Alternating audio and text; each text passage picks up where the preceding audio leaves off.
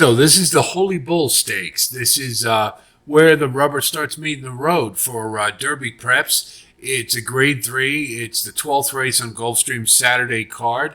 It's running a mile and a 16th for 3-year-olds only. And important to note, this one starts on a turn just like the Pegasus World Cup Invitational did, but it's a little closer to the turn, so it's all the more important to be closer to the inside and on the pace in this one. So if we look at the field, we've got quite a few we saw in the Mucho Macho Man, Inveigled, Otello, No More Time, and Sea Streak. And then we've got, of course, the star of the show is Fierceness, the Breeders Cup Juvenile champion. And we've got a couple others from outside Hades, who just ran a pretty big fig, Dancing Groom, who was ran in the Jockey Club over at Churchill Downs, and Domestic Product, who surfaced earlier in the year, and I believe it was in the ran in the Champagne Stakes, as well as the Remsen. But so it's a small, tight field. And there's obviously a pretty big gulf class-wise, but we'll get into it. We'll take a look at how we're going to play this. We'll look at them one at a time, and it's pretty straightforward. I mean, I think, but anyway, just this is we do want to be thorough in our analysis. So number one is Hades, and one thing that's interesting about him is if you look at particularly the heads-on view of his race replays, he has a bit of an egg beater gait. And for those of you who don't know, it means his left leg kind of works in like an egg beater motion. So it's not ideal for your stride, and it kind of tends to take him towards the right a little bit. But Seabiscuit had it too, so it can be overcome. But it is important to note that that's a little something with him. Now, as far as his last race, he got away with pretty soft fractions in a state-bred optional claimer around one turn at 7 furlongs.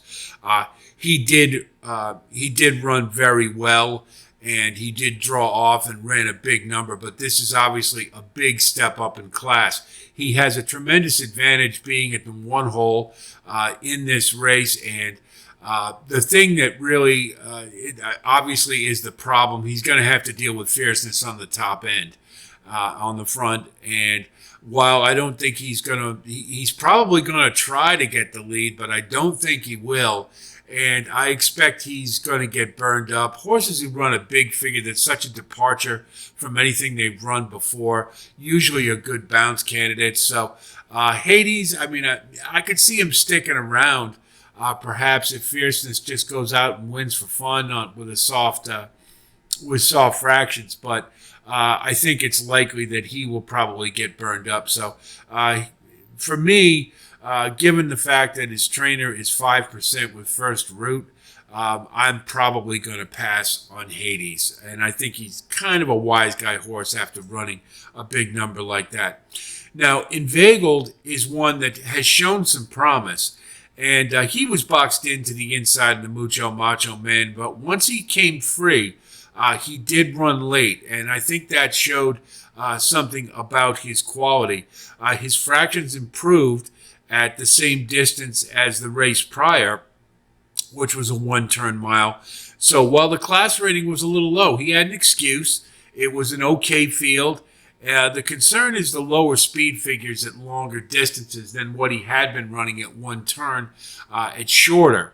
But I think this one has quality, and perhaps he can stick around. I don't think he's a serious threat to Fierceness, but I think he has enough quality. And with a visible excuse in the last race, I think he can have a better race than he did, and especially since he does have a good post position in the 2-hole. Hopefully the price won't be too short on him, but I think he probably will be the second choice, but we'll see about that. No More Time, I think, is very interesting. Now, he hopped at the break in the Mucho Macho Man, yet following that, he did settle pretty well, and obviously he lost a ton of position, and the Mucho Macho Man was all about position and tactics. If you look again at that race, there wasn't much separating everybody in the field. But he made a really nice, swift move on the backstretch to get into contention, and he was coming late, 6 wide, but, he flattened out, and that was totally understandable given the fact that he broke so poorly. So I think being by not this time, he's definitely going to want 2 turns. I don't think he needs to be necessarily up near the lead. So this is a horse that I think showed some quality in the last race. And I think it can move forward, particularly going to 2 turns. So no more time at a price, I think, is one we want to think about underneath. Domestic Product, maybe didn't like the slop in the Remsen. That's entirely possible. But prior to that, he really didn't face a whole lot, and he was simply okay. Now, he did win in a 1 1/8, and he did win pretty convincingly. But, when a horse steps up into the next race and kind of runs a dud like that, I think it gives us an idea as to the horse's overall quality at this point. Now, he could definitely run better than he did in the Remsen, but is it going to be good enough to challenge Fierceness? I don't think so. And I think he's going to be a victim of trying to do that. So Domestic Product to me is a toss. I think he's going to have his hands full with his next door neighbor. C-Streak ran a gutsy Mucho Macho Man, but I think the fact that he weakened late in that race kind of gives us an idea about his distance limitations. Being parked on the outside isn't going to help things much for him, and I think he's likely going to get chewed up. So for me, C-Streak is a pass. Now, Otello is very interesting in that he did win the Mucho Macho Man, but let's get real about it. First of all, he was very fortunate to get an opening on the rail to get up and do it. So, as we mentioned, that race was really all about position and tactics because that was a fairly even matched field. He did run a nice maiden, and that's what we liked about him going to this race. Christophe Clement, really good second-time starters and all that. But if you look, did he run an overpowering race to beat that field? No.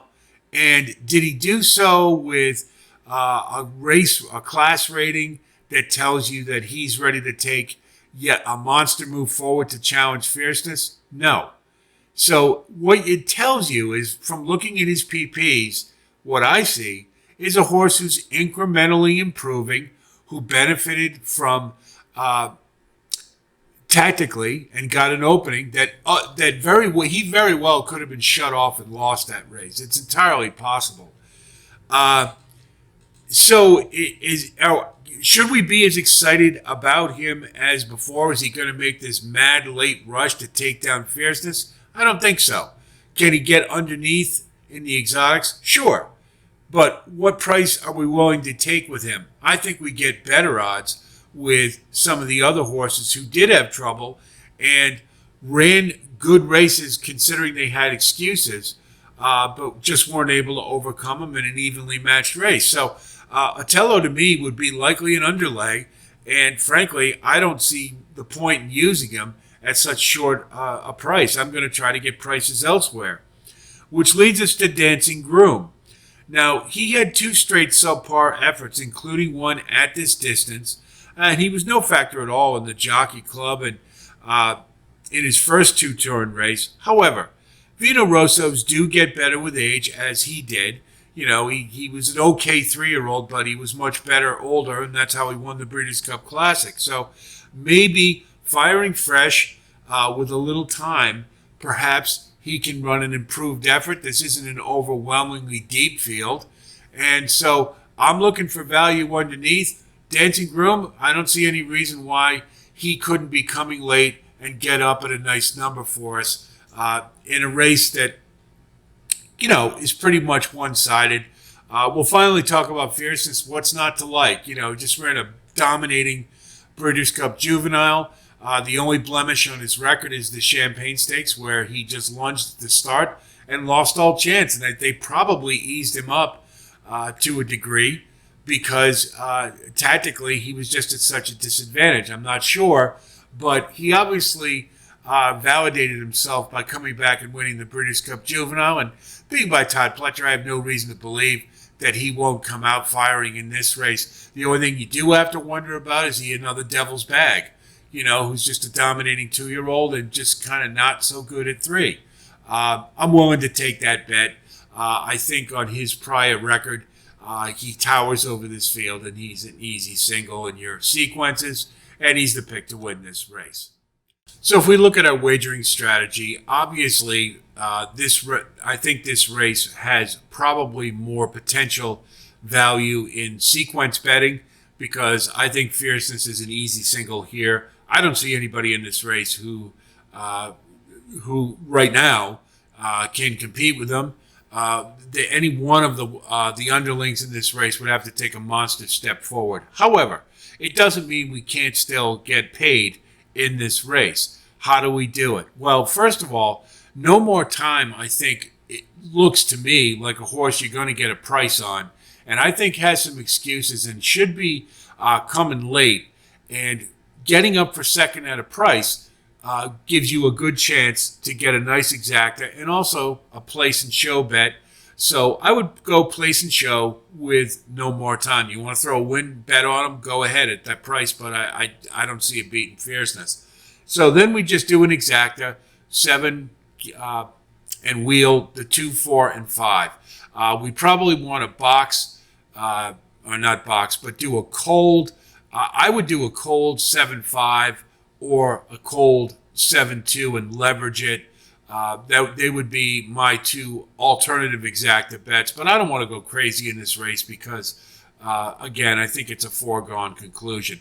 Then we can throw a trifecta in 7 with 2, 4, 5 with 2, 4, 5. You want to throw Otello in for third, go ahead. I could see it, but I don't see him as a serious challenger to Fierceness in this race, and I think he's an underlay. So let's go for prices if we're going to bet this race other than in the sequence, and that's the way I would attack it.